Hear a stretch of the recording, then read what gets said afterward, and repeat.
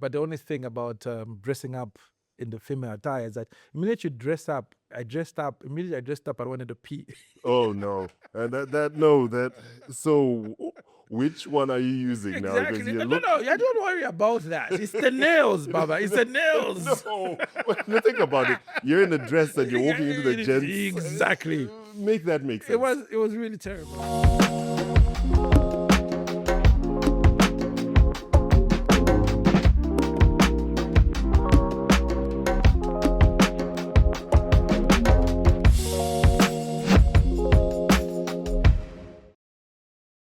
Welcome to Nkwazi Unfiltered. My goodness, it feels like a long time because it has been. But it's great to be back. My name's Nkwazi Unfiltered, and I am on the podcast that talks to Zambia's most interesting and amazing individuals. We've spoken to people in all sorts of fields, and today is no exception.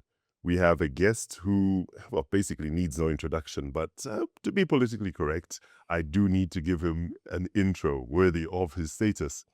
He is an entertainer, he is a producer, he's a director, he is a man who is a celebrity on stage and on camera. He's a man who has literally been at the forefront of Zambia's entertainment industry in a field that is very specialized, which he has called home for numerous decades and has gone from strength to strength, developing the world of comedy. He has an alter ego, and with that clue, I'm pretty sure you already know that our guest today is the one and only Bob Nkosha. Thanks, Kavisa. Welcome to Nkwazi Unfiltered. I was looking for the script. When did you write all those things? No, just pulling it from air. AI is working. Yeah. How have you been, Bob? I've been good, man. I've been good. Nice to see you, eh? It's been way too long. Yeah. It's been way too long. It's been a bit of time. Yeah, but you're looking well. It's good to see. Yeah, Thank you. staying in shape. I'm impressed. Yeah, you know. Now, I've known you for a while. Mm-hmm. But interestingly enough, I don't know your origin story. Ah. Yeah, so let's start right at the beginning. Early days. Who is Bob Nkosha? Mwanash mind. I was born in Kitwe at the Nkana hospital.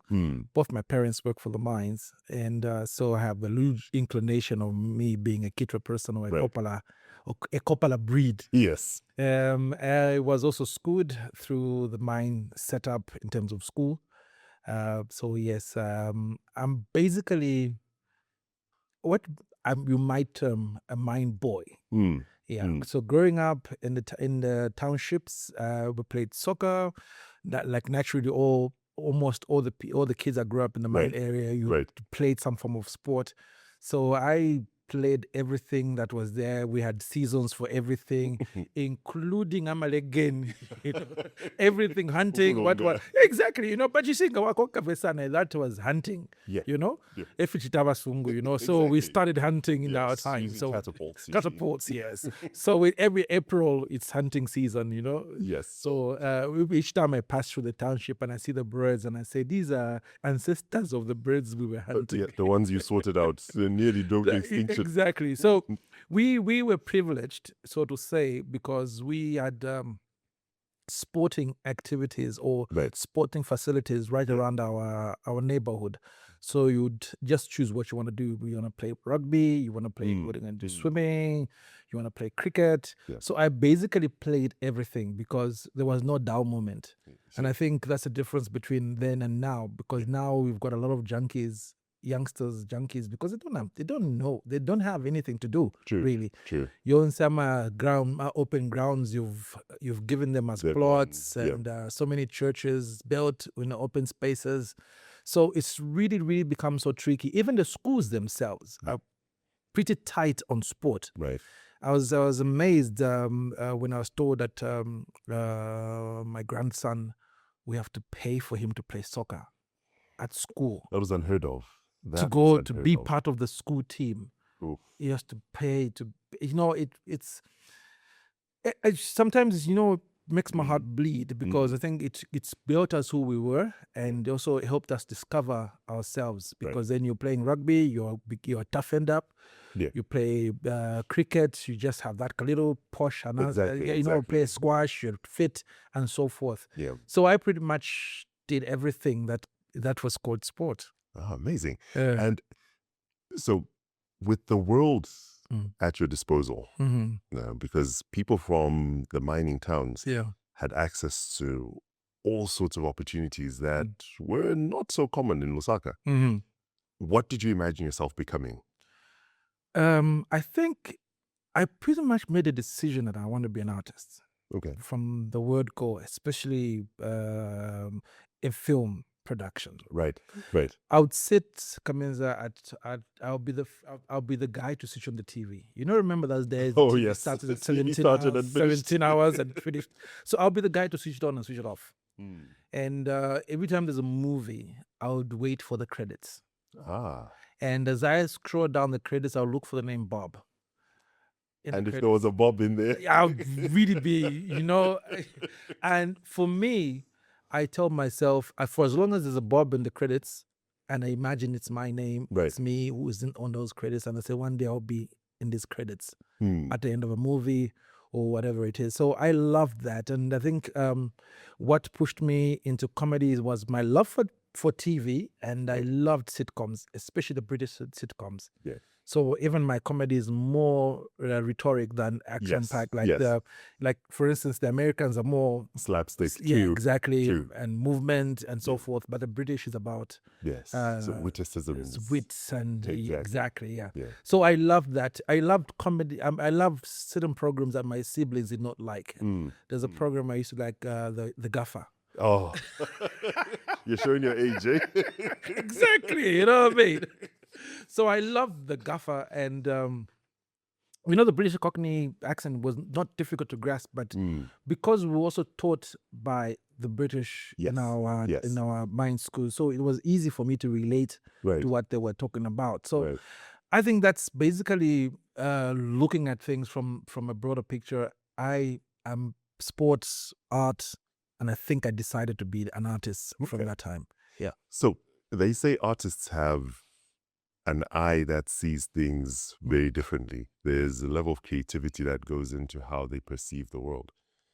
Now, in fact, the correct word is that we don't see, we observe. You observe. Yeah. Yeah, so you've got a VIP seat observing the world from a vantage point. Exactly.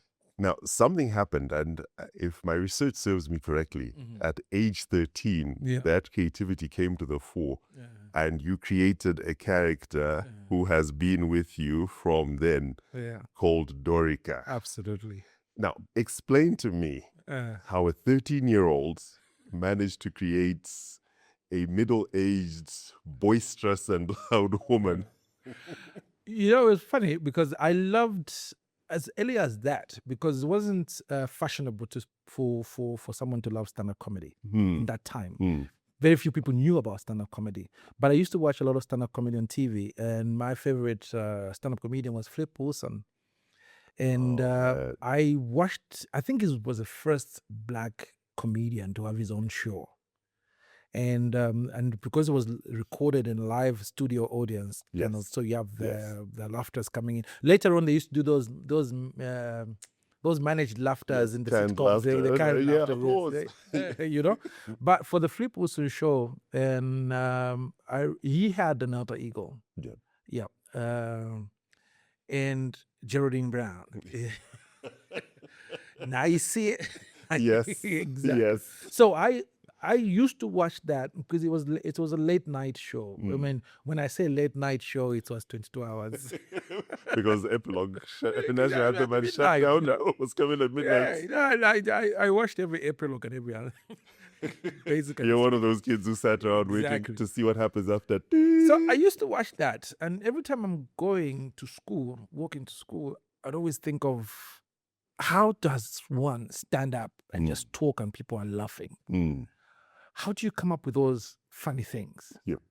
So it was a big homework for me. And the funny enough is that I like to be alone a lot of times because that's when I'm most creative. So my walk between home to my friend's place, we walk together, was a bit of a distance. Yeah, I think about, I can roughly say about 2 km or so. Oh, wow. Yeah, so I had 2 kilometers of alone non-creative time. And because I went to a boys' school, Right. and it so happened I went to a boys' school. I loved drama from my primary school. So when I went to a school that already was doing drama, it was easy for me because then we were like the youngsters who would play the girl roles because the boys' school. Right. So when I just went into Form 1, which is Form 1 now. Again, yes, which is really Yeah. So we'll be giving female roles, and I played a lot of female roles. So I grasped the idea of playing a female role. But I stayed with that idea that I need to have this character that I'm going to play. Right. Just like Flip. Right. You know, and Right. I also, and that time I said, I should have my own show, just like Flip. Oh, wow. You know, and it's not easy in our dispensation to carry a dream that is far, you know.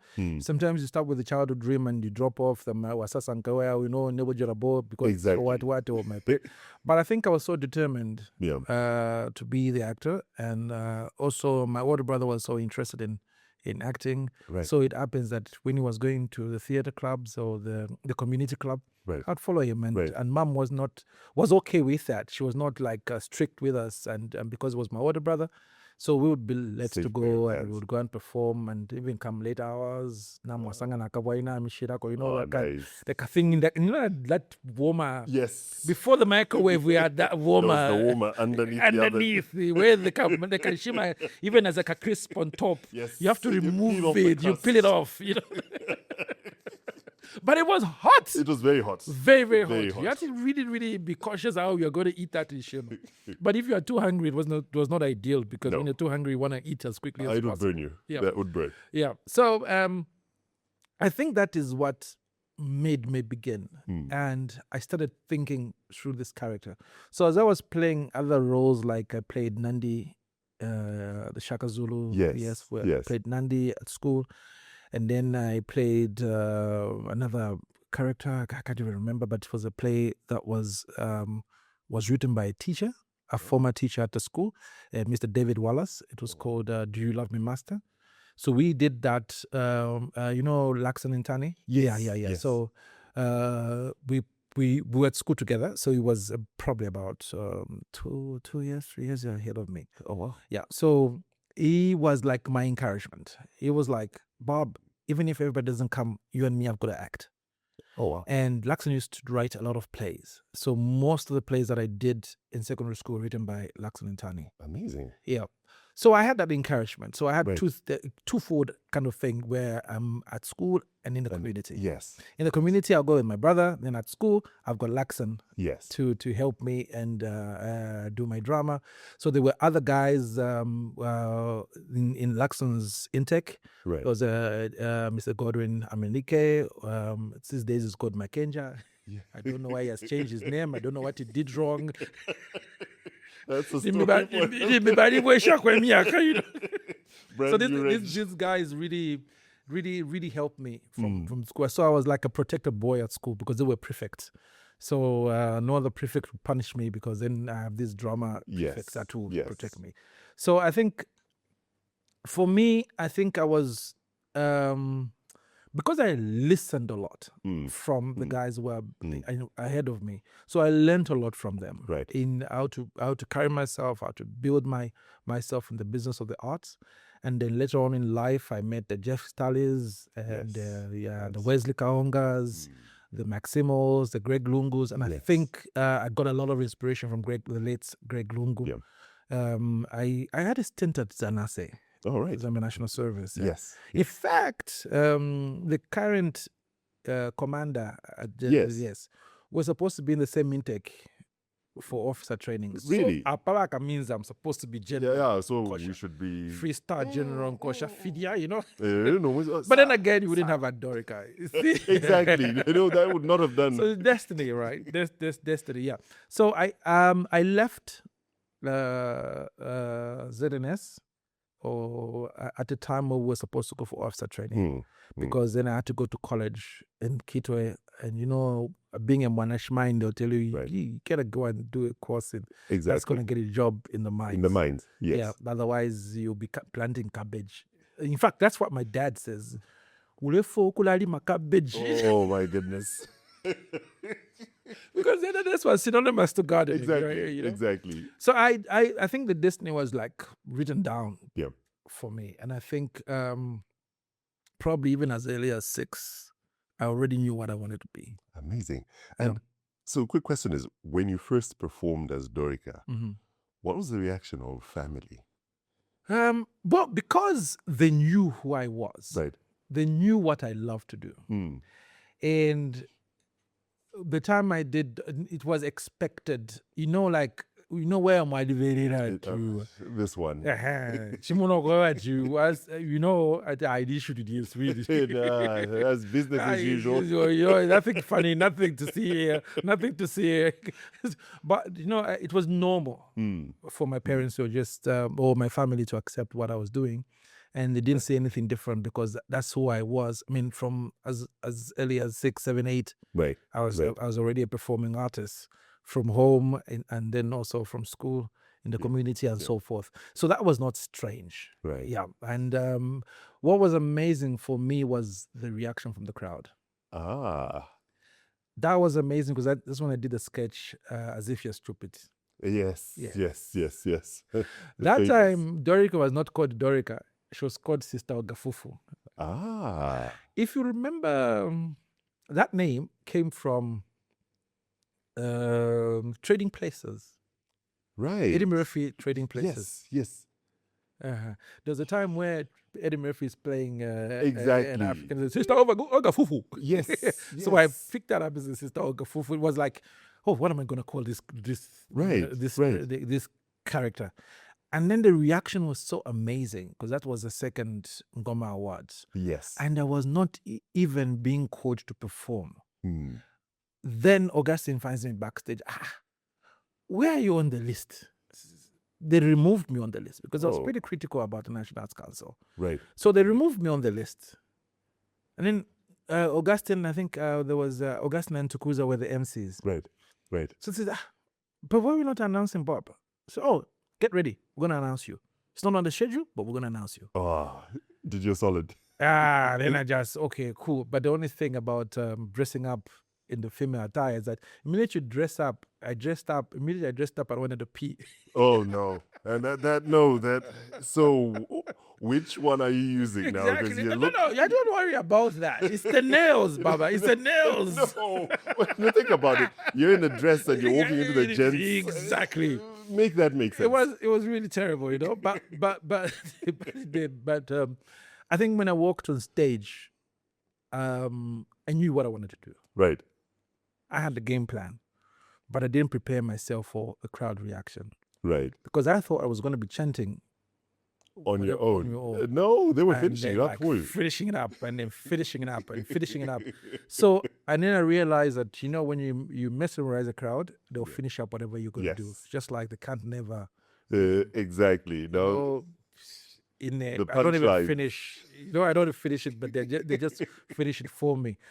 So I think that's performance for me wrought a lot of things of what is going to come tomorrow because I think it changed the face of comedy. We had the Southerners doing their comedy. We had Maximos doing their comedy. It was not like the way I did it. True. It was something different. And I think people now started realizing that we can actually go stand up. Because before we were just doing sketch comedy. Correct. So we can actually go stand-up comedy. And, well, as we were doing the sketch comedies and so forth, we just transformed into stand-up comedy. So for me, doing the role of Dorika for my kids, for my family, for my parents, is normal. Now, Dorika has lots of nuance. There are elements of Dorika that are a bit too perfect to just be creativity. Was there an actual human being who inspired the Dorika that has... It's a cocktail. Yeah? It's a cocktail, a lot of human beings. There's a bit of my sister, my late older sister in there. There's a bit of my guru, Miss Silwamba. Wamala Siramba, is a bit of her in there, and a little bit of my sister's friends, because these are people I was found around with. So I'll pick up what they'll normally do or normally say, and sort of it just made into a cocktail and Right. created this. It's this human being. Mm. So it's a blend of different people, and there you have it. Yeah, no. Credit to all of them. They Exactly. inspired a Yeah. character that refuses Exactly. to go away. It just refuses to go away. You know that the university did a research on the Dorika character. That's how serious it is, you know? Yeah. Somebody even wrote like a thesis on, There's a paper on There's Dorika. a paper, Bwana, not just a local paper, but No. see, with the Makerere University of Kenya, which was in Uganda or Kenya, but they did something around the character of Dorika and what it was doing to the comedy. And it is because of Dorika that we have Zambezi Magic today. Because I think for when we did Dorika on Zambezi Magic, all the decoders lit up and people paid attention to Zambezi Magic. Because originally, most of the stuff that was on Zambezi Magic were from the other countries. Right. That's right. Botswana and so forth. That's right. And a couple of Malawian stuff. But with the introducing of Dorika onto the show, and I like to say, well, I'd like to mention Ponga's sister, Kwangu. Yes. Kwangu was working for Multi Choice then, and she was instrumental into bring me on board. And she was busy looking for my number, and of course she got it from Chela. Yes. Chela Katwish. Yes. And I don't even know why it's called Chela Katwish. Why Katwish? Why?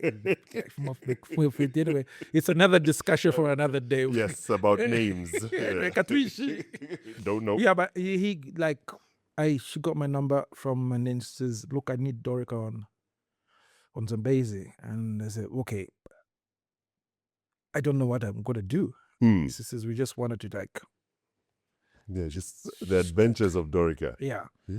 Not really adventures. It was like more or less like Anne Kansime shows where you just do sketch. Then I said, "Look, I think I can do better than that. Yeah. Let me do a sitcom or a comedy series around the family with Dorika in it." Yeah. The first time I did the scripts, basically were like nah. Would have loved you to do this and say that can I do something that I want, because I'll be happy to do the way I want to do it. Yeah. So I said, okay, you're the creative, go ahead. So they actually granted you creative license. Exactly. Amazing. Here's the money, you go ahead and shoot. So that's how we shot a couple of first few episodes. I think we shot like 10 episodes. And all the decoders, and I'm using what one of the producers said. Yes. She says all the decoders on the copperboard lit up. We had this my series that people were watching on DSTV to the Malaysians ones, and that's right. What you call it? What's the name again? Yeah, I mean you don't watch them, but no, I don't. Yeah, that's why I'm lost. Lost my series, lost my Indian things where they're standing and talking about the same topic for 7 episodes. Oh, it goes on, and it keeps First, they immediately want to make a point, then they go to the eyes from one eye. Oh yes, extreme close-ups. So everybody was watching those things. All the ladies were watching those things. But then the traffic that went to Dorika was a combination of 2 channels to watch for one product. Right. And Zambezi simply said, "This is what we want." And this is the content we need. Zambia just turned and became like, okay, we want to watch what is on Zambezi because of this character that's been introduced. So later on, all these other shows started coming on. Yeah. And that's how Zambia took over Zambezi Magic. Amazing. It wasn't designed for Zambia.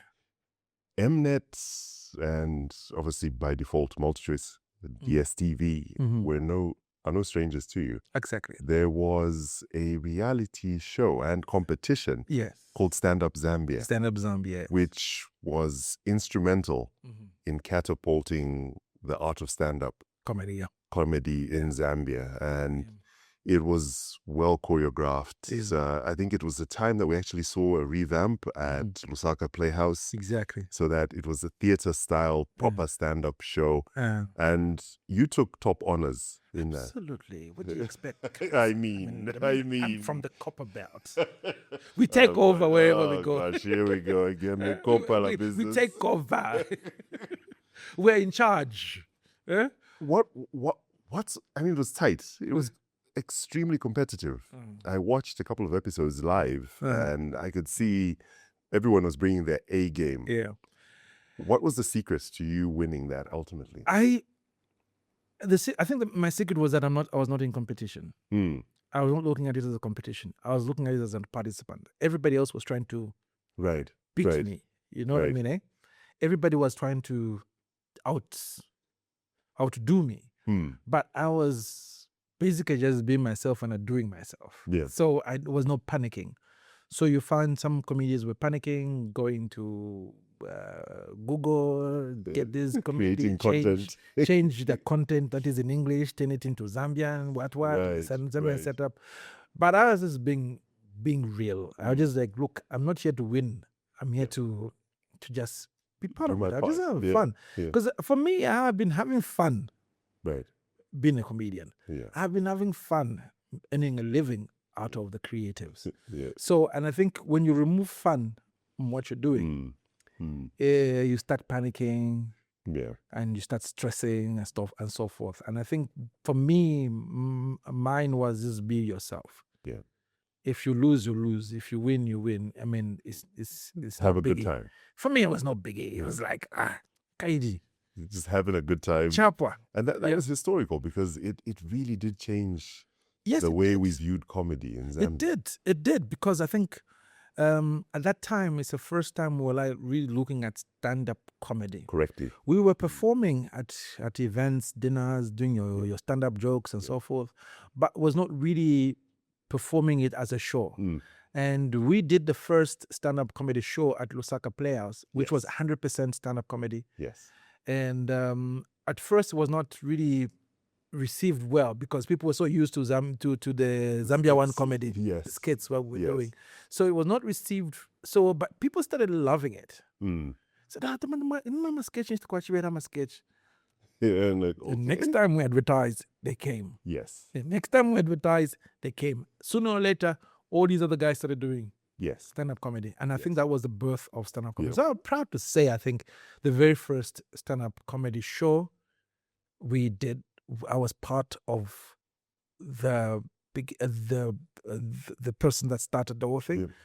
And then also because when Mnet were doing the competition. That's right.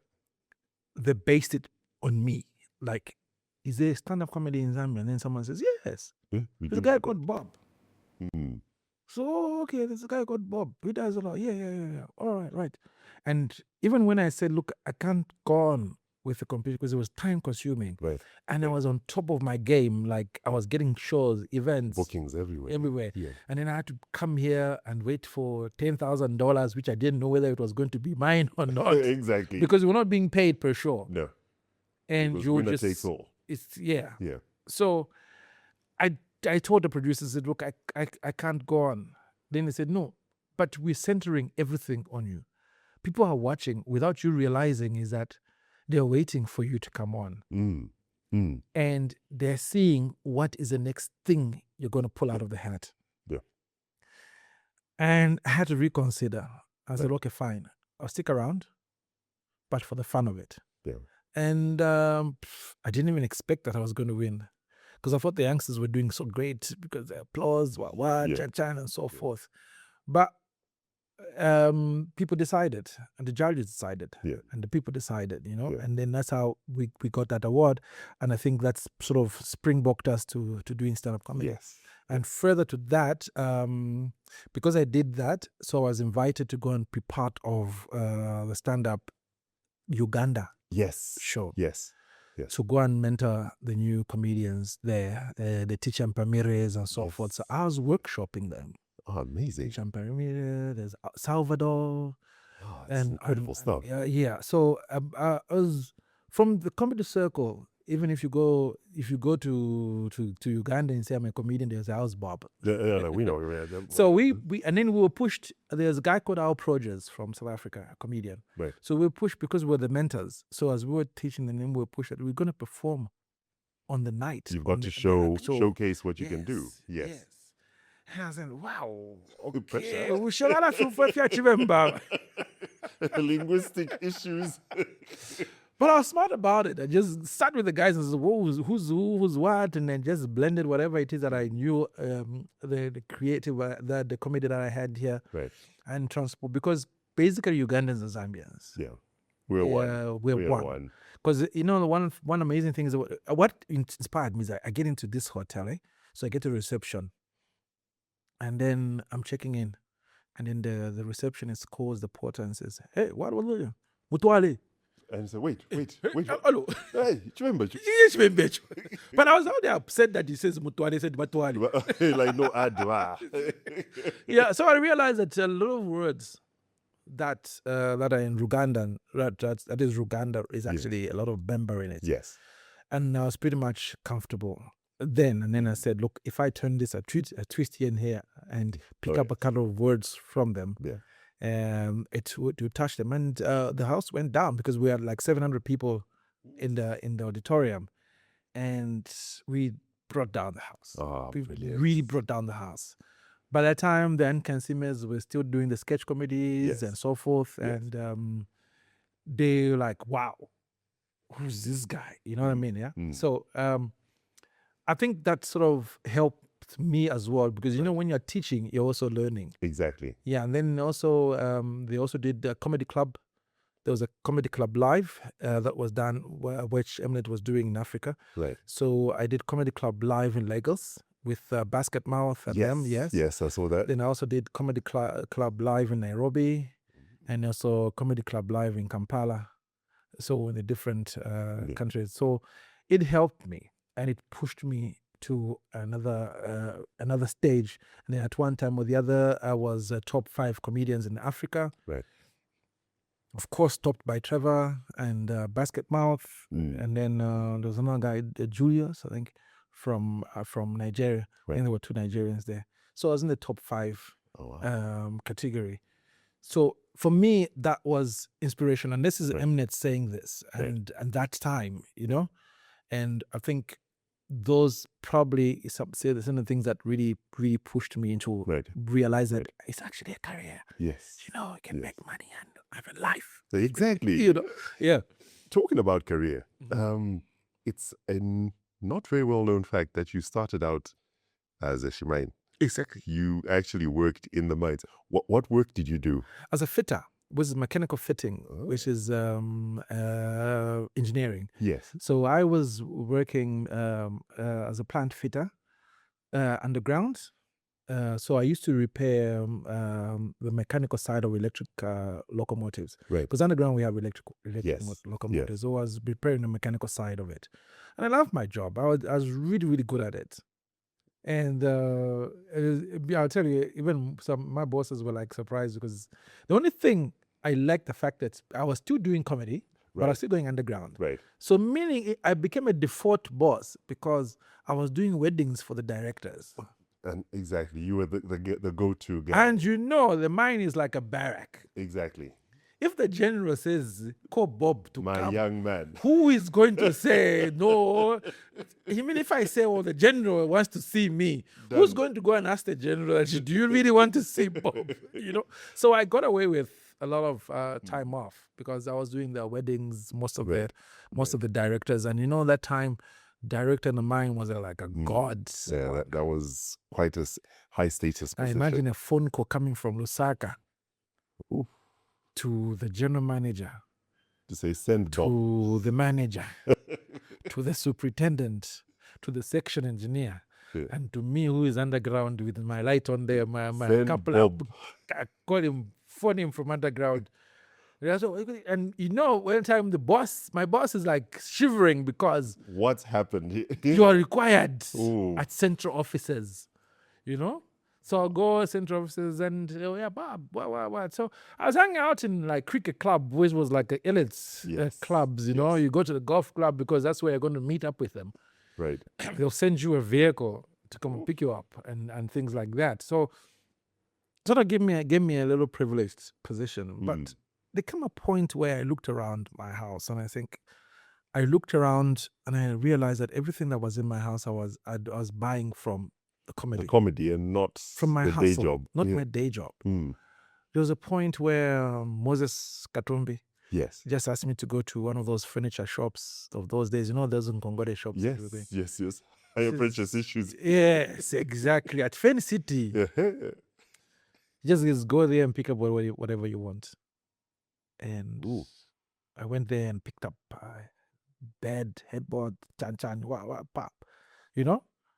And I got home. I said, Tibama Diru. I can't put it there, you know? And I realized that, actually, this is far much better than what I'm doing because I was rushing to knock off from work because I want to go to the theater club. Right. Not because I'm going to do a play that I'm going to be paid, because I'm going to enjoy what I'm doing. That's where your heart exactly really was. And I think that's what sort of helped me. Yeah. And when I decided to quit, everybody raised their eyebrows because working for the mines was it. And look, you're gonna be this from there. You're going to be shiny. You're going to be raised. What, and so forth. Your career path was already planned. See, then my dad worked for 35 years in the mines. So I said, okay, I don't think I want to be wearing a hadat for 35 years. And I said, this is what I want to do. So at the time I was quitting, it was not fashionable. No. There was no industry at all. No. There was no comedy that was paying. Yes, we're doing the weddings and so forth. So I took a risk. Yeah. I took a risk and I was already married. I already had kids. But I decided to take the risk. It was hard at first. Got a small little job, selling cars. Yeah. Ended up in a problem with that. Had to quit that. And I just said, look, I quit because I wanted to do this. So let me just focus on what I wanted to do. Right. And I think God pushed me in that direction in terms of go and perform. And the time we were changing the name from Ogafufu, Sister Ogafufu, to Dorika, yes, I didn't realize it was Augustine who coined that name. The late great Augustine. Yes, my bestie. He coined that name. He said, let's go out Dorika and die for it. Right? I said, oh, okay, cool. And that time came about Google, so I couldn't really Google the name. And then later on in the years, I Googled, what does his name even mean? And to my amazement, it says a gift from God. That was Dorika. That's Dorika. That's the name Dorika means, a gift from God. Amazing. Yeah. So, and I realized that, this is a gift from God because it has looked after me. Yeah. It has taken my kids to school. So it's actually a gift from God. It's not a tangible gift per se, but it's an intangible gift. Factory fitted. You know? So sometimes you do things without realizing. Sometimes you coin things without realizing that this is what's going to be there tomorrow. Yeah. It just comes, it's how can I say it? I don't know, it's some spiritual stuff. Pretty much inspiration. It's So not even Augustine knew the actual meaning of the name. So that's how it sort of, from that on, I said, I think this was destiny. Yeah. Because how did we come up with it? How did I just accept this name? Yeah. It just felt right. It just felt right. Yeah. Yeah. So I have been living with this gift. That's why it can't die. A good gift doesn't die. Yeah. And a couple of years ago, when we had COVID, I shelved it because there's no people in the audience. Yeah. And we sat on it, and the time passed, and then audiences started coming back. Yes.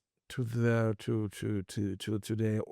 auditorium, and I was having a podcast like this, and Kenny asked me, says, "Is there any way that Dorika is going to come back?" I said, No. You figured Dorika was done. I said, no, I mean, it's... Yeah, goodbye. Yeah. Then after that, it was like coincidental, right? Like when he asked me that, I went home and I was going on my way and he says, nah, look at Dorika. And I said, bro, really? And then another person says, okay. And then I'm sitting, thinking, contemplating, perhaps I should bring Dorika back. But my focus was that if I'm going to bring Dorika back, it's going to be in form of a cartoon. Let me do a cartoon series and so forth. So you wanted to go animated with Dorika? Yes. And all the storyline, all the whole thing is already done and so forth. So I'm just waiting for the right moment. So if I'm going to bring it back. And then this boy just calls me and says, Uncle Bob. I say, yes. I want to do a comedy show for you in Osaka. I just want to headline you. I says, you know what? I said, okay, no problem. Cool. And the following day I called him, you know what? I'm going to bring back Dorika. Oh, wow. The return. I'm going to bring back. He says, oh, wow, that would be good. I was so excited. Yeah. I was skeptical when he told me because we had 6 weeks to advertise. And I said, are we really going to do this in 6 weeks? He said, trust me, Uncle Bob, we'll sell. Yeah. He even took over my Facebook page. He says, there's no activity on this Facebook page. Why? It's a young person's game, eh? Where am I going to get the time to be selfing every time and posting every time, putting the camera dancing every time? So I can't do that. And for me, because I'm a professional, I want a proper camera to film me before I put something. I'm not going to get a phone and just film myself doing silly things. So he says, I'm going to take over and I'll be posting and I'll be whatever he tells me about algorithms. He says, what? I go, what? It sounds like a special school. Those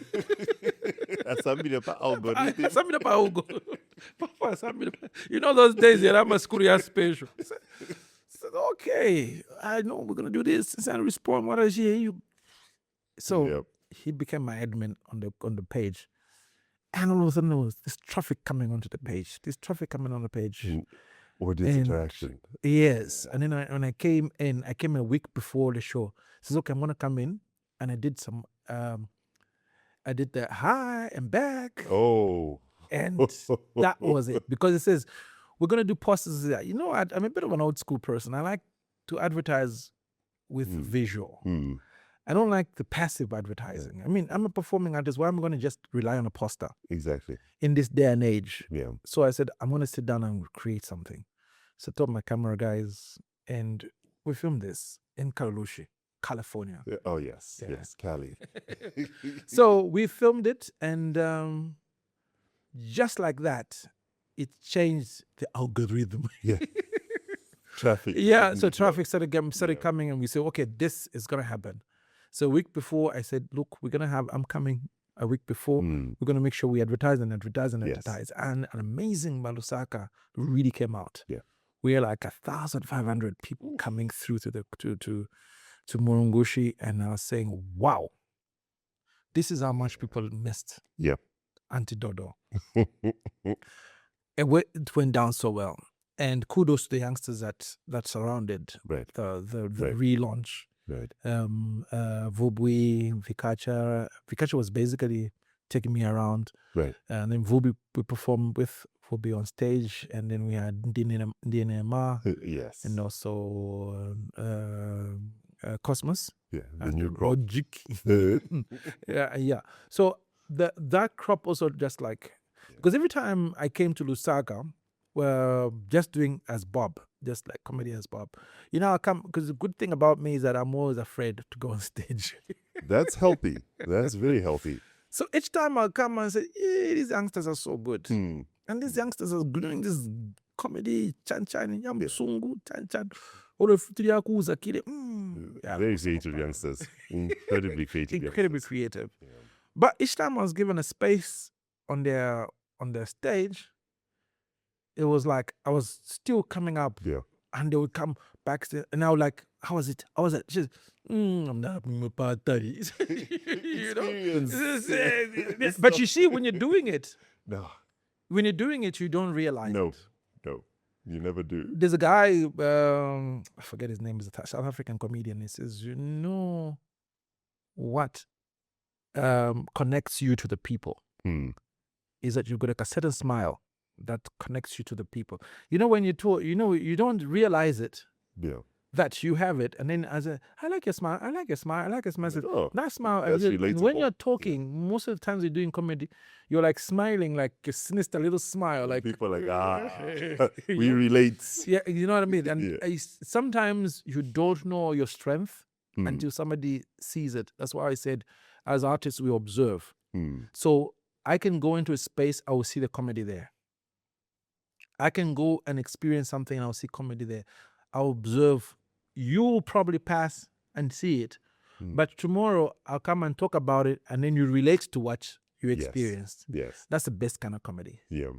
It's the best kind of comedy. Because a person then places themselves in the story and say, oh gosh, this is exactly what he was talking about. Exactly. And Exactly. if they can see themselves in the comedy and Yeah. it's not so far off, Mm. it's like, no, that would never be me. Exactly. It's like, Yeah. Exactly. And what is that? A long time ago, you want to tell a funny story. Hmm.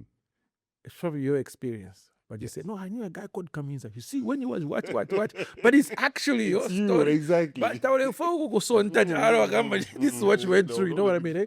Because we basically go through the same thing. Yeah. It's only funny if you realize that another person has gone through it. Exactly. Or other people go through it. Exactly. Yeah. And I think that's basically it. And then for me, there's a part of my life that people don't really, I've never really paid attention to, is my political life. Hmm. You know, my mom was UNIP Women's League chair at some point in terms of, she was actually even arrested in 62. Oh. And my older brother was born in prison. So it was actually even called Chifungo, meaning prison. So even up to now, even his grandchildren, we call them one Chifungo is right. Oh my goodness. Right? She was a political activist. I only had an experience of her once, of her the political side of her. Political side of her. We went into the ZCBC. Remember the old shops then, the hypermarkets then, the state hypermarket, ones. state ones. Yes. So we went there.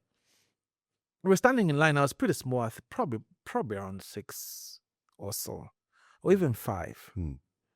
But I was pretty much aware of what was going on. So we were standing there. We were in line. We were like following the line, and this Mzungu comes in front and tries this person, the person was selling, decided to sell. Starts attending to Mom, I've never seen mom like that. I could actually literally see smoke coming out of their ears. She says, no. You get in the back of the line, like everybody else. Let's go and see your manager. We even actually, because the staircase going to the managers, you know, where the managers would sit there. Because those were heroes. Those were heroes. If you want cooking oil, you need to know the manager. You must know, and they'll let you know. They'll call you. Exactly, you know. Too many of that. We went up there, and Mom was fuming. This is not a reason why we fought for independence. We fought for independence because we are equal. Bam, bam, bam. I don't even know what happened to that unfortunate person who did that. And I think that's probably something that I don't like people being in my space and treading on my rights. Right. And a lot of people say, there's an Uncle Barney who says, no ways, you know. So I think that DNA is there, and even in way back in '95 when MMD became like the ruling party, I saw them traversing towards like wanting to be the only party. I stood. I was only 25, and I stood as MP under the Lima Party, which was was founded by the late Guy Scott. Yes. And Mr. Kapita. Yes. And I was in Nkana constituents MP aspiring candidate there. Oh my goodness. MMD was big. Yeah. But I think what Dr. Scott and the late Capital felt was that, because they never stood as presidents, they were just chairman. Yeah. And they said, no, look, we shouldn't run away from multipartyism. Yes. This country has fought that war of one-party state. Correct. And I got interested in that because I felt we were going to go back to where we ran away from. So it was the first 5 years I was not a fan of FTJ. And I lost. I came second. I think the guy from Zadeko came third. But I made a decision. Yes. You did because something about it. I did something about it. So in my own little way, I protected country from being a single state again. Yeah. So after that, we started pushing, and then slowly I started going back to loving FTJ. And the very first time I went to State House was by invitation by FTJ. It was like accidental, sort of. I just heard that FTJ is coming to Ndola for a fundraiser. Yay! What is my networking? Oh, yes. I networked to go and feature Connected at that show. I didn't care whether I was going to be paid or not. No, it was the stage. I want to perform in front of the president. Yes. I came from Kitwe to Ndola they were performing at the fundraiser was at the Mkuba Hotel. Yes. Yes. I went there as a sneak in, just like the way I was placed on for that other show. Even there, I was sneaked in. Even there, the Mr. Richard, the one Sakala. Yes. It was just a media. Yes. In charge of press and press and what. So he was told by Honorable Eric Silwamba that you got to put that guy. He's got to do this. He's got, because he was my contact. The inside man. Yes, the inside man. So Honorable Silwamba tells Mr. Bob Samakai. Yes. You remember Bob Samakai? So Bob Samakai tells Richards and saying, look, Bob must be on the program. So I was backstage and I was not being called on. By the MC was there. So somebody said, then Mr. Samakai sent someone and says, but why aren't you going on? He says, they're not calling me, sir. I can't just walk on. And then Posiano was performing, and the Michael Zulus were like big movie passe. They were performing there. And I was backstage, and then he comes, he says, oh, so then I saw Richard Sakala has been given instruction.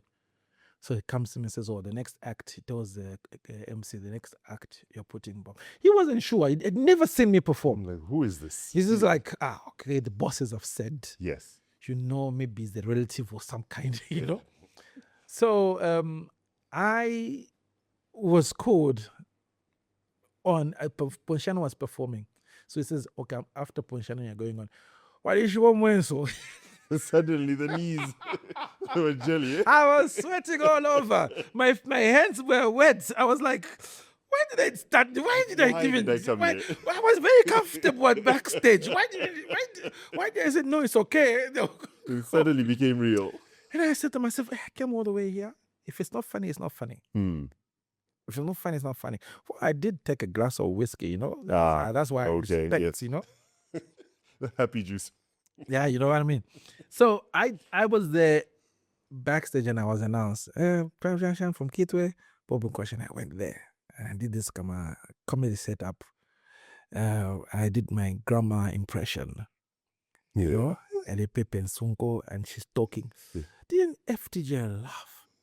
And he had just divorced then, he was really laughing, but now he was hitting the table. And because he was so short, his feet were all over the place, banging the table. And he was sitting alone, because he ain't my president now, I can pay table. Yes. He laughed so much and he insisted after the shot, can I see that boy? Then the security detail said, look, we gotta go, what? I said, okay, ask him to come over to where we're staying at Kavirenga State House following day. And I just, Richard Sakala comes, Bob Samakai comes at the door. The boss wants to meet you. First he says, the boss wants to meet you now. So as we're going no, they've gone, but they say I should go to. Right. The residence. the residence. Oh. And quickly I told Auntie Viv, one of the inspirations of Yes. Dorika. I says, you gotta escort me, man. So she's older sister to Honorable Siramba. That was my Right. connection, you know. Right. Right. You know, these days you have to You worked gotta your have connections. connection somewhere. You know, those days is special. So I went there and obviously protocol, security protocol, got this, yes. And I was clean shaven. I don't even know why I shaved my hair like yours. My head was exactly shine head like yours. Now you know when you're Stay on script here. Stay on script. No.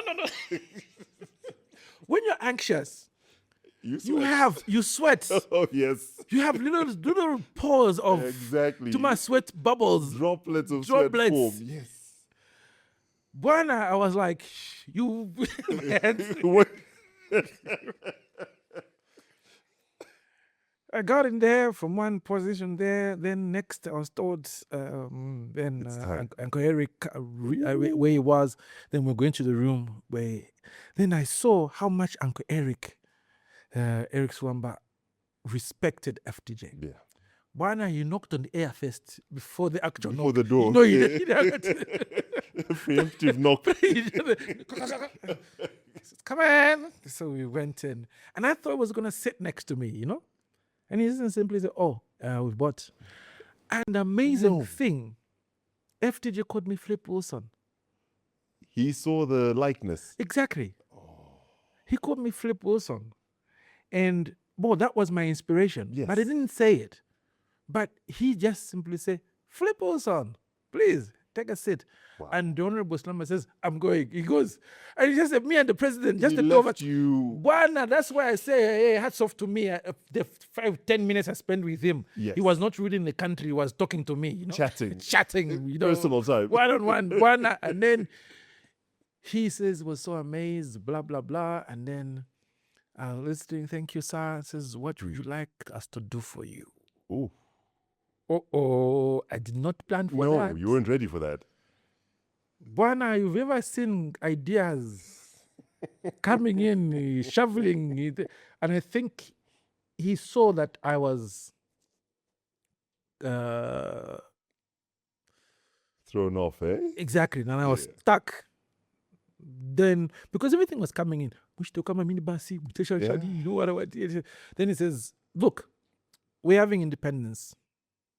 Yes. So, you come to Lusaka. I'm inviting you to Lusaka to come and perform at Independence Day. Mm. And then you and me will chat after Independence. I said, okay, because now we're rushing to Luanshya. They had a rally in Luanshya. The famous one where he said, there's no money in this. You know? And when the Luanshya people were so upset with him, but how he just calms them down. But that's the first time I drove in a motorcade. We came by minibus to Ndora. Then they took us in a motorcade. We had to attend the rally. Those vehicles can run. Oh, no, you get from anywhere to anywhere in a couple of minutes. We were in Luanshya like in no time. Yeah. But yes, I came to Lusaka, and then Uncle Eric says, you've been invited by the president. Where do you want to stay? So there was like a guest house I liked. It was a Shushushu guest house. Whenever I'm doing functions for the Shushushus, the office of the president, I used to stay there. So, cha-cha-cha. He says, what? You are the guest of the president. A choice. Hotel of your choice. Because I had already checked in my usual place. Usual. This is my spot. He says, no, it's a hotel of your choice. Of course, there was Sun Hotel. What was it called before? Ridgeway. Hotel, yes. And then was Pamosi. So I said, I want to call it Pamosi. And I immediately went to Pamosi as a guest of the president. And I was told, your signature of whatever you consume here is as good as the president's signature. Kamisa walita baba nove mukudya chocolate. Inavida Augustine wachakora walidepo chocolate. Na cake. The gentleman, people know. I was treated with great respect. And you know how exciting it was then. Imagine you get to the hotel and all the staff are calling Mr. Nkosha, Mr. Nkosha. And it's why the way that, Ramudana, Hello. namusaina hapa. Ona maloji wa the way that ya kwa na tropical na bazemburu na palika V. Ngi na bucket yuko.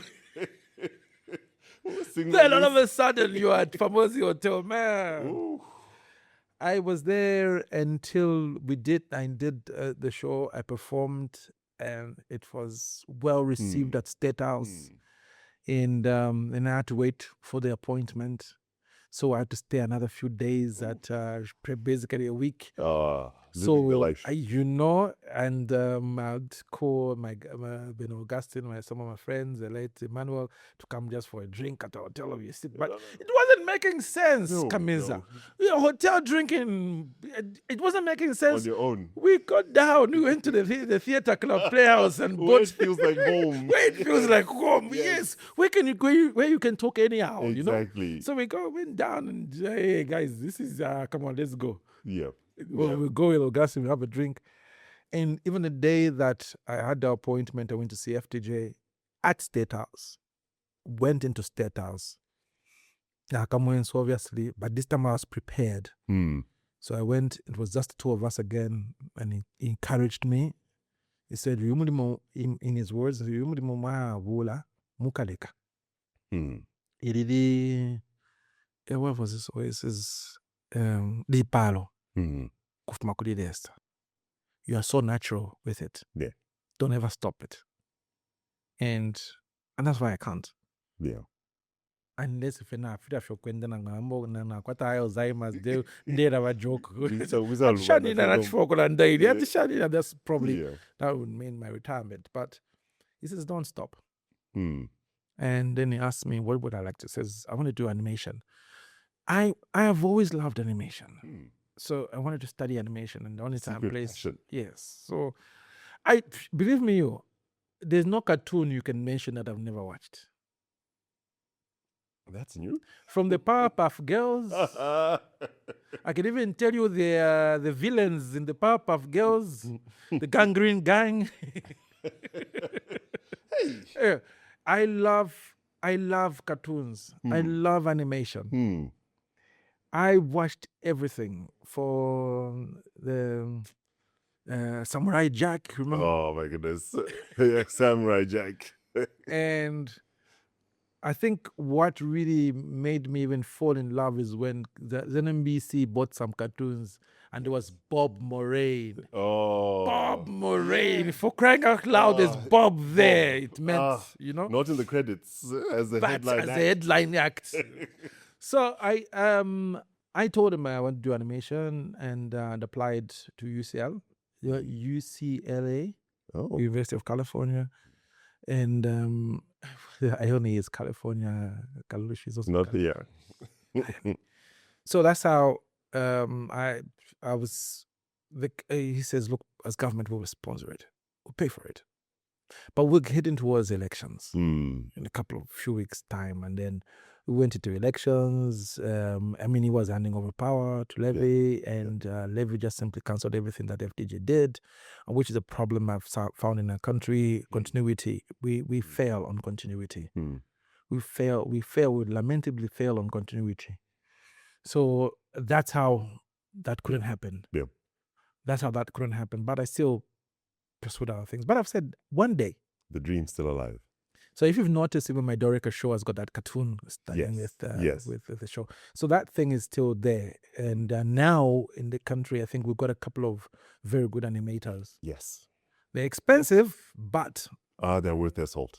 They can throw down with exactly. the best of them. Yes. Exactly. It's nice, smooth, and because of now the software is there for them to it's cheaper to do animation now. Because before it was actual. Oh, no, that was sketching out. And then, yes, I know you did that. That animation.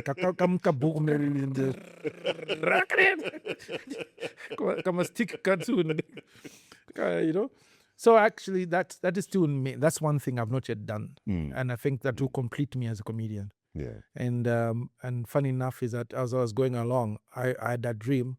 And then all of a sudden I see Mr. Bean. And it goes animated. Exactly. I said, well, this is what I've always wanted. Yeah. So I'm not too far away from True. the concept. Because Mr. Bean has been an actor. You know, he featured in James Bond movie. Yes. Yes, and then I've been an actor. Yeah. And then also, and by the way, he was born on the 6th of January. I was born on the 7th of January. So something about people born in January. Exactly. You're a bunch of jokers. Exactly. Get out. And then I was, I think from that inspiration, so he's done stand-up comedy. Yeah. He did sitcoms in that really, really funny stuff. Blackadder. Hey, you see. You see. Why even refusing you? You also used to bash the gaffer. Oh, definitely. You know. So so that really, I think that's the direction that I see myself. Like, I want to do this, and I still want to do this. I'm still doing stand-up comedy, and I'm still doing it competitively. Yeah. And I'm still. I did a sitcom called Sita. Yeah. Yes, you produced that. Yes, I wrote and directed it.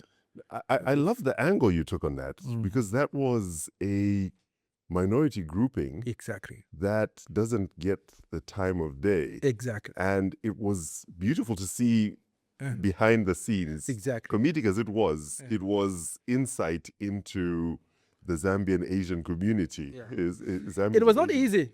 No, it couldn't have been. It was not easy to find the actors. Do you know that Zambian Indians are more Indian than Indian Indians? Are you serious? Culturally, they're more strict. So they are tight on. You go to New Delhi, you find these pop culture kind of Indians. Yes.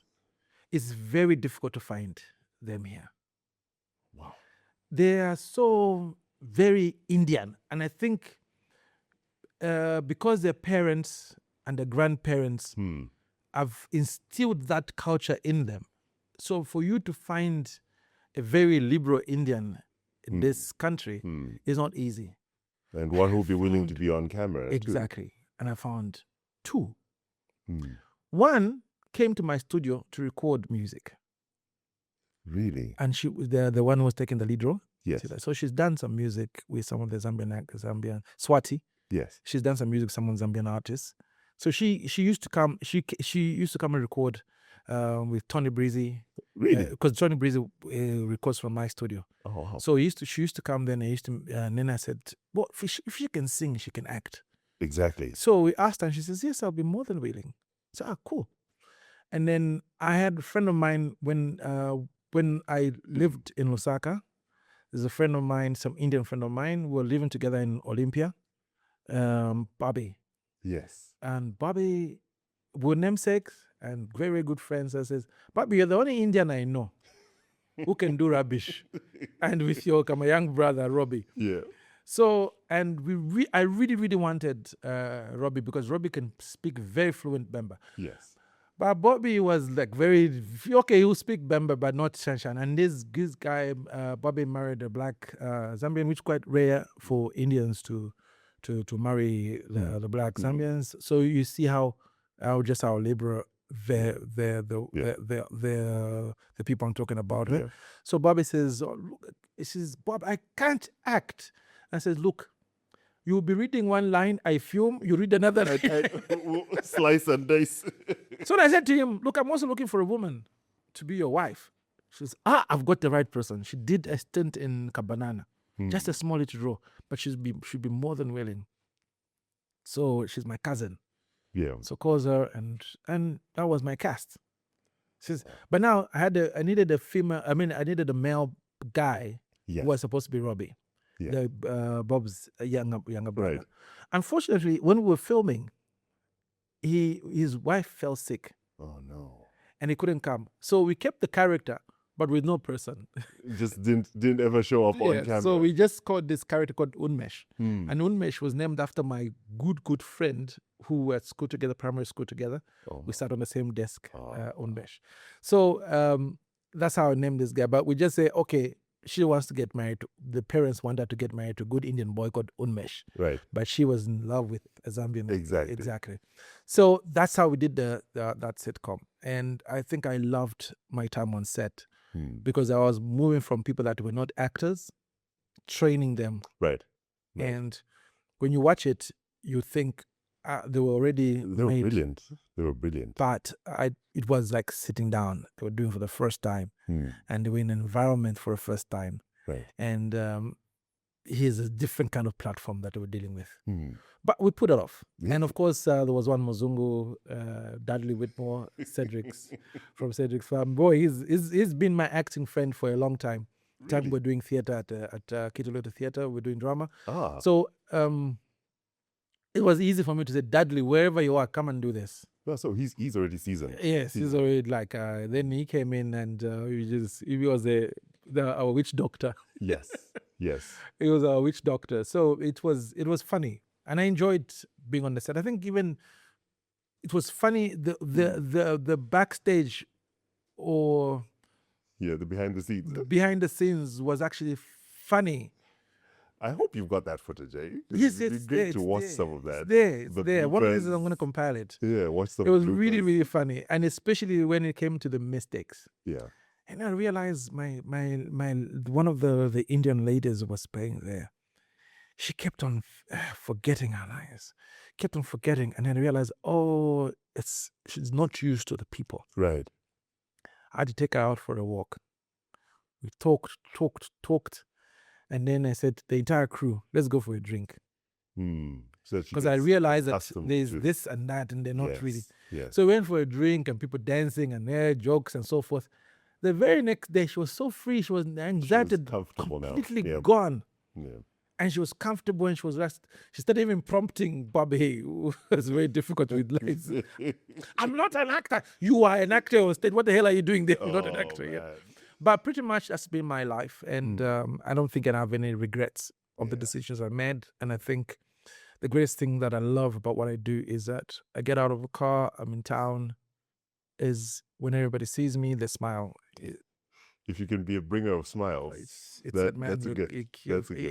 You've reached. You've arrived. True. They're going to land cruiser, but when people can smile when they see you. A person having a bad day sees you and like, You know what? You even know, like, okay, you don't need to say a single word. It goes a long, long, long way. Yep. Yep. And I think I love that. It's far much more valuable than any money that I can receive. Yeah. Because it's not every day that you get to put a smile on somebody's face. True. Us coming here, the producers met me with wide smiles, and I say, "Oh yeah, cool," Yeah. I'm trying to be cool, No. Smiling. That is satisfaction. This smile, if you make somebody smile, you've arrived. True. You've reached space. True. But if you make people cry, you're a bully. No, it's not right. It's not right. You must never make people cry. It's not right. Now, I know for a fact that when people laugh at themselves, comedians have this knack for sneaking in a moral lesson where after a person laughs, they're like, wait a minute. He's just been telling me that I'm doing this, that, and the other. Bro. How much have you utilized that gift to be able to say things that ordinarily in day-to-day conversation you wouldn't say? I do it every day. I do it every day, and especially the fact that the older I grow, the more I get... The more unfiltered you... Oh, yes. No. The brakes are gone. Exactly. The brakes are gone. So Washkuru can say anything, and especially if I'm in a Dorika character, I'm literally can can say anything, because everybody understands that Dorika now. It's just Dorika. It's just Dorika, Exactly. So that's Dorika, and I think the role that I really, really loved playing was the Patel character. Right. That's one role I enjoyed, because I think that that I enjoyed.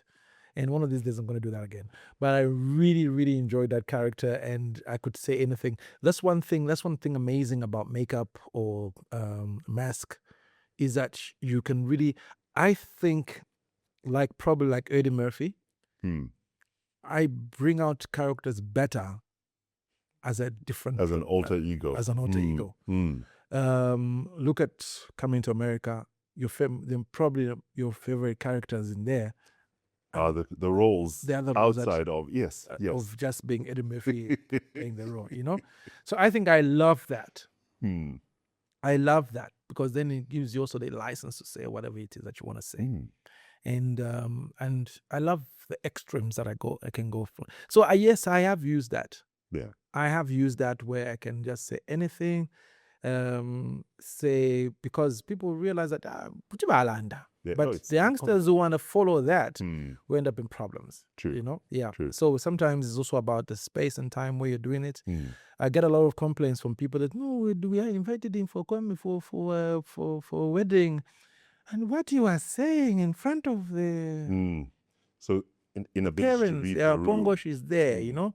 So you need to read the room. You need to plan it. Mm. Because I've had a situation where I'm on a flight with a bishop, Yes. and then he says, Mr. Nkosha, how are you? He says, I'm fine, thank you. He said, my name is Bishop. I can't even remember that bishop's name, but he really, really inspired me. He says, do you know that I use some of your comedy on the pulpit? Like what? I was like, oh. Start coming through the database. Which jokes are appropriate? Then I'm saying, when I retire, I'll start doing gospel comedy. Oh. I was a Church musician. of the haha. You know, but and then I said to myself, so when Levy said I'm just going to be doing gospel music, I asked him one question. Wait, because me and Levy Sakala, Yes. the Sakala brothers, Yes. very, very close. Mm. Even when they had the split, Yes. he came to my home. Mm. So he stayed with me for about a week. He just wanted, because there was so much. Yeah, there was, So he just came into Kitwe, and I took him to the theater. There were kids that I was training, so it was part of. He started talking to them, training them, and so forth. And then he says, "I want to start." When he called me, he says, "I want to start doing just gospel music." And I said, I asked him, "What was wrong with your music?" Yeah, because when you declare you want to do something different, you're condemning what you were doing previously. And I said, look, how many people did that music reach? Yeah, true. Kale Barika is still played every single day. Powerful you know, songs. These are powerful songs. Yes, they're not gospel, but they're life-changing songs. And I think that's what God wants to an artist who's going to be a life-changing individual. So I told him that, look, if ever I'm going to retire, I'm not going to say I've stopped doing comedy, I'm going to start doing gospel comedy. I'm going to do comedy because for me, it's a gift, it's a talent that was given by God, and it was given to me for a reason. Yeah. And that's where, probably we didn't understand each other with Levi when he became Bambo Levi. But he was a true friend of mine, and we did a lot of things. We were age mates together with Moses up to now. Even this morning I was talking to Moses. Yeah. He's got a broken leg, but I said, no, now you know. Brittle bones. Yeah, you know. So, but he's got what do you call it? Those much. Okay, I'm not gonna look for a word for it. What the pens? I do, you know. So that's how close I was with the guys, and then also for me, I think I have touched every corner of art. I was also a visual artist, by the way, and I even won an award. I think I was like 11. Art is you, and you are art. Yeah, exactly. You just linked forever. I promoted music. Danny and JK, when they did Masiko Wanse, yes, we did a show. I organized a show for them on the corporate board. Danny and JK, because they were youngsters, I said no, they will come and stay at my place. Oh wow! So they stayed in my son's bedroom, and I sat them down and said, you know, you guys are next best things. You're the next best thing in performing in music, and true to that, they were the biggest. Yeah, fine. They blew up. They blew up like no man's business. By that time, they were following Nasty D as part of just their opening act and so forth. So even at that show, they only had the one song, Masiko Wanse. So you call them on stage, they come and do the Masiko Wanse song. Yeah. So and I think a lot of artists, musicians per se, I played a role, so to say, because I just simply love art. Yeah. Nasty D, we were doing Sounds Good Oh, wow. Yes. Remember Sounds Good. Kidra Studio. Kidra Studios, yes. With the classic line, you'll agree with me, there's talent there. Exactly.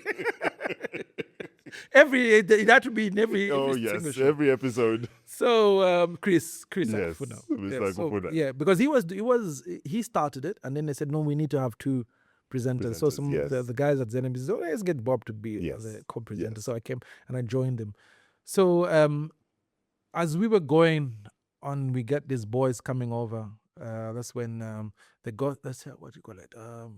George Bango and the gospel rap prophets. Yes.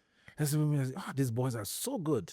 Oh, they were so good. And then Nasty D came with good midi. Also on media, and he said, like, this is lovely. That show brought some amazing talent. I think that was the beginning of Coppola music. The Renaissance. In the way we know it. Yes. Now. So Joe even started learning music. Yes. There's a man called Mr. Isaac Mukunta. He started teaching him music. Joe could write. No, Joe was cheap music. Like, yes.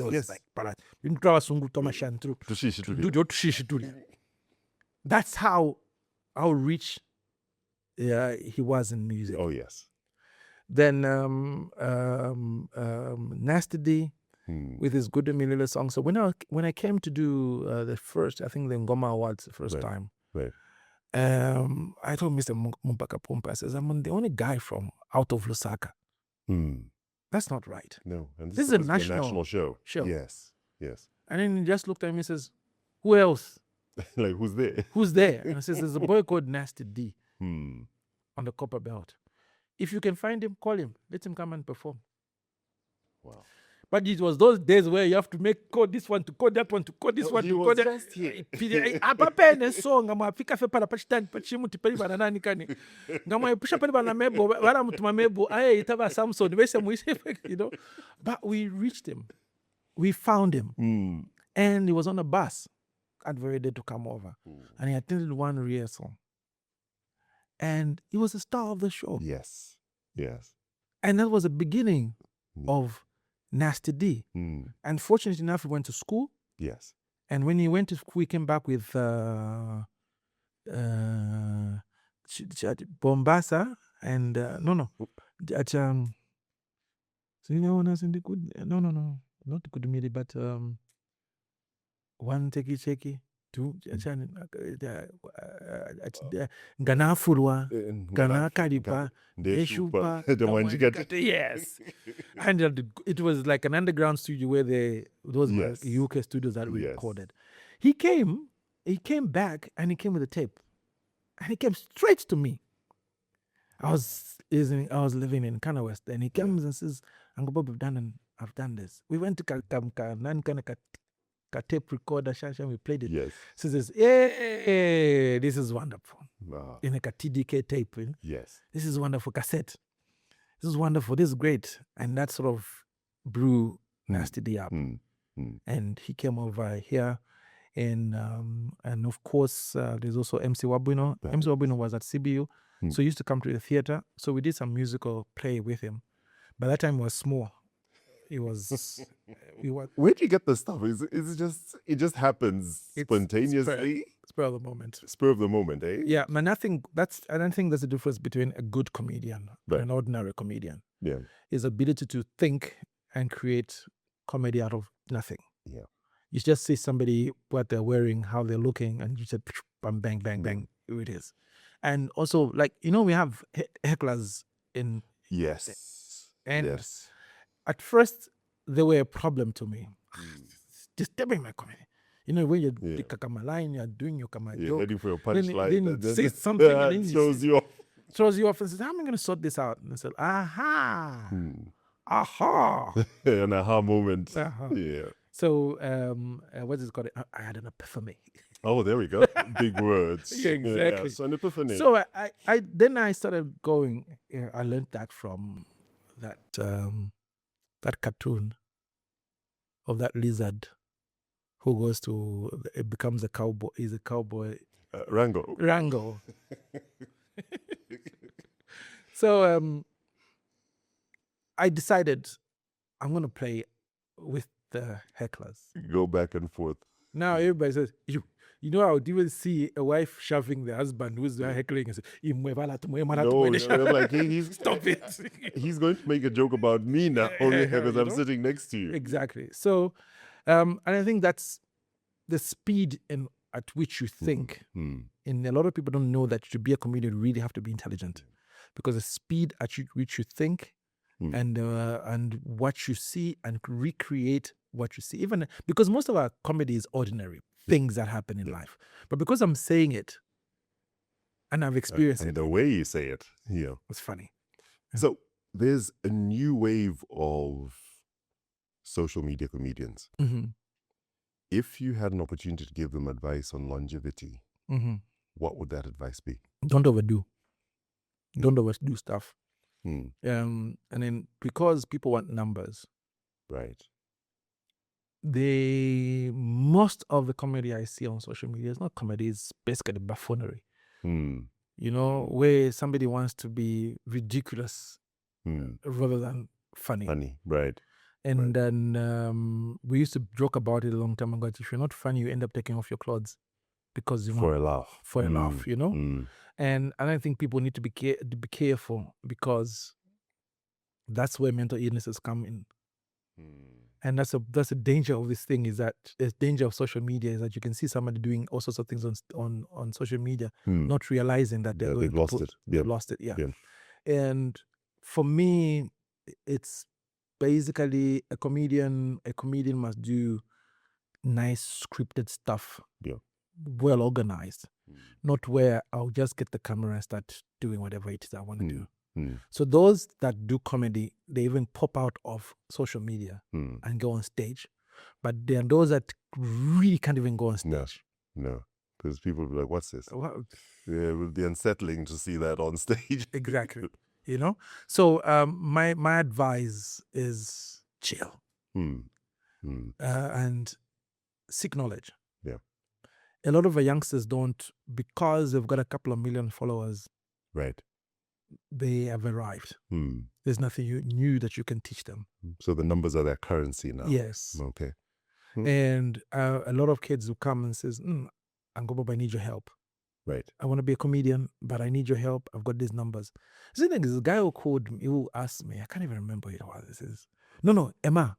Yes. By Emma, you know. Yes. He says, Angoba, how come you don't have so many numbers on your page, but you're always having a full house compared to those that have got millions? And I said, it's the quality of followers. Right. If you're followed by decision makers, I mean, you and I, Kamiza, we do corporate functions. Correct.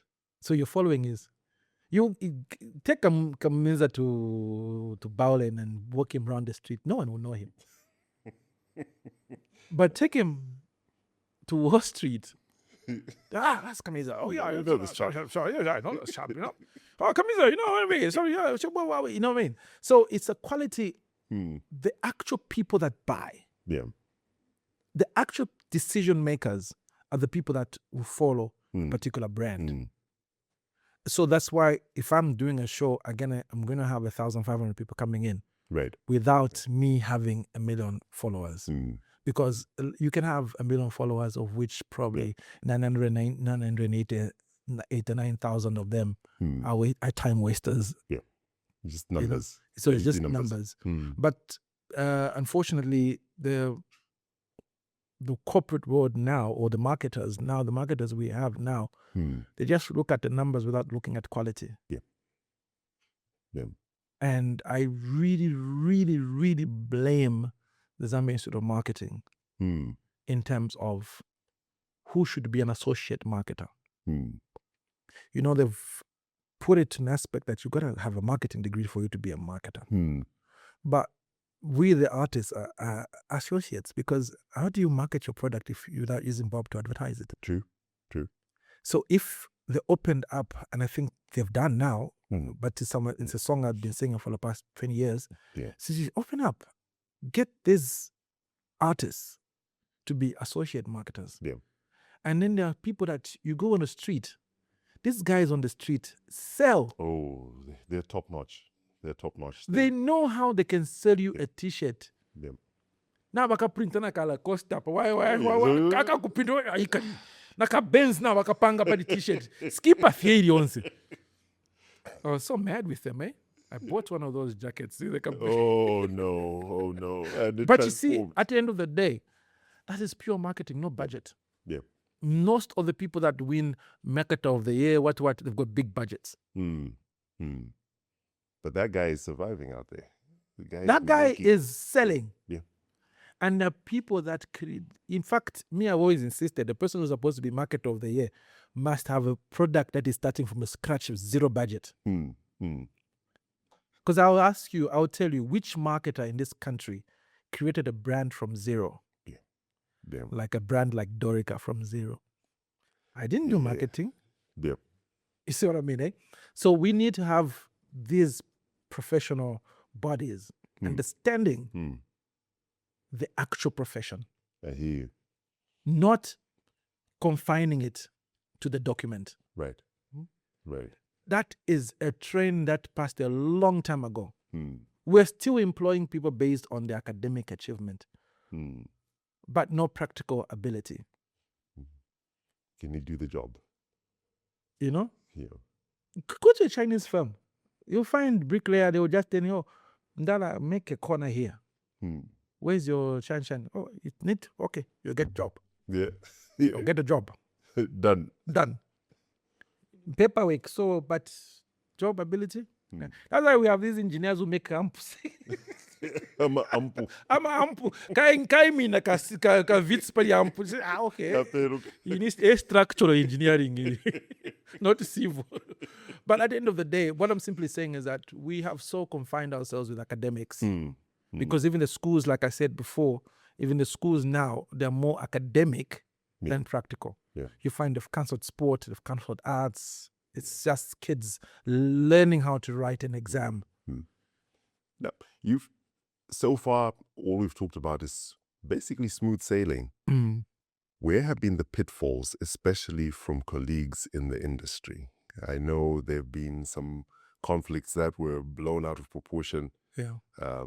You know where I'm going with this. Yeah. It's ignorance, boss. I'll tell you, I read a lot. I read a lot, and it's very Zambian to read for knowledge. We read for exam or certification. But I'm in a space where I need to understand contracts. I don't have to have an LLB to understand that. So I need to train myself. I need to go and learn that. I don't need to have a graduation for that because I'm not seeking for a job. Right. So I learned that, I understand it because it helps my profession. So a lot of our practitioners in the industry don't understand the business of the arts. People will say, business is an art, but the business of the arts, they do not understand. And I learned this from Jeff Staley. See, the business of the art, you need to understand contracts. You need to understand what your limits are. Yeah. And what you are signing, putting your signature on. Right. So a lot of people have even lost their product because they don't understand. So most of my conflict is where I'm way ahead. Right. You remember even in the olden days, scientists, the people that the inventors, were even killed and stoned. Ridiculous. For being advanced. Yeah. For Called being magicians. at another level. They were called magicians, sorcerers, Yeah. what. Because they were slightly more advanced than everybody else. Everybody's uncomfortable with anybody who's advanced. So for me, because I read a lot and understand what I need to do, Right. so a lot of people who will not understand, sorry to say, ignorant about the circle they're in or the industry they're in, they will find that as a war. That I'm starting, but I'm sure about that. Even when I'm right, I'm right. Yeah. After line, I am not to accept. Not a toilet, dear Masako. You know Masako. You remember he said touch. Yes, touch. I never used to lose. You were all. Don't touch it. No. Away. Until they introduced the one for slapping. Yes. And putting your hand in sack so that you can mark. You are red there. Yep. Yeah. So actually, that's, I think, most of that came from an aspect where people didn't understand copyright. People don't understand what you call it in journalism. Plagiarism. Yes. So people don't understand that. But you need to understand that I cannot, even before there was copyright law, even before we had to patent whatever we're doing, there's a part of the law that accepts the fact that you did it first. So if you come out, like, you remember that there was that Bob Marley song that came out from Malawi. So this is the original Buffalo Soldier. You know? Yes. If that man sued the state, you could have made a lot of money. True. Because you are the originator of that concept. Right. So an originator, some people say, no, he's selfish. You say, no. This is business. Come to me and tell me, can I use your product? Come to me and say, can I use your phrase for this product? Right. So if you want to use the word can never, even if it's not patented, the law allows the fact that I was the first user. So even if you go into the court, they'll say, hey, who used this first? Where was it recorded? Especially if it was recorded. So that's why it's important, even when I do scripts, when I write a script, I send it to my email. Because the email will record when I did that script. Exactly. Because someone who can steal and name just even word for word, I say it's mine. But says, hey, look, this is an email that I sent. What's the date here? It says 1999. You see? So you've been in the game for decades. Philosophical question. When all is said and done, how would you like to be remembered? The guy that built an industry from nothing. Politicians talk about job creation. I think I have achieved that in my lifetime. I took risks on behalf of the youngsters that are doing comedy today. We were a handful of comedians at one point, but now there are dozens of them that are earning a living. Some of them are driving big cars.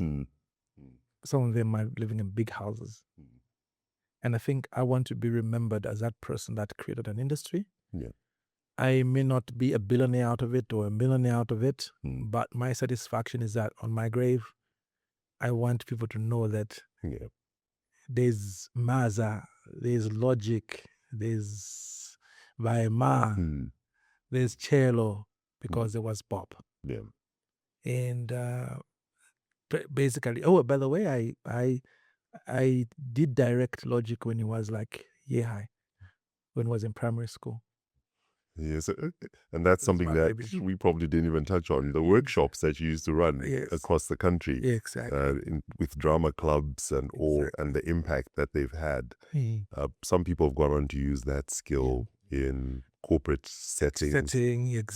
Lots of confidence standing in front of people, but there was that component. You know, there's something that I wrote at one time. I think it's Tekla Lodge. The lady that runs that, it's an article. And then she read that article and set up a business that she's running today. Really? And when I wanted to buy, I didn't know that, So when I wanted to buy a car from her through a colleague, she says, who wants to buy my car? She says, Bob. Bob Nkosha. Give him discount. I got it at 50%. That's the guy who inspired me, what I'm doing now. The money I have, I read his article in the Daily Mail. So I want to be remembered like that. I want to be remembered that somebody who made a difference in people's lives. And a true example I'll tell you is Aubrey Luo Shumumbi. Where I brought him from and where he is now. He's traveling the world. He was just in Denmark, he's in Germany, he's what, you know? But where I picked him from, when he felt helpless, I was there and said, hey, sit in my passenger seat and let's drive together. So every single day for him was a workshop. every single day I'll go for an event. I'll say, just watch. I'll pay you for watching and learning. Today is a household name. Yeah. He's gone on the plane to England, everywhere else, and is living well, is bringing up his children and so forth because of what I instilled in him. And for me, that is how I wish to be remembered. Yeah. And my tombstone should just be, here lies the guy. The guy. And if Dorika were to show up right now, what would she say about you? Who's that? Dorika. That's the only thing she can say to me. But I've had a good life. Yeah. I think I've had a good life. Yes, sometimes where it was like, you know, that it's for you. A celebrity is not really loved within their circle, and especially with family, because each time you bring out a point, just because, Raka means just because.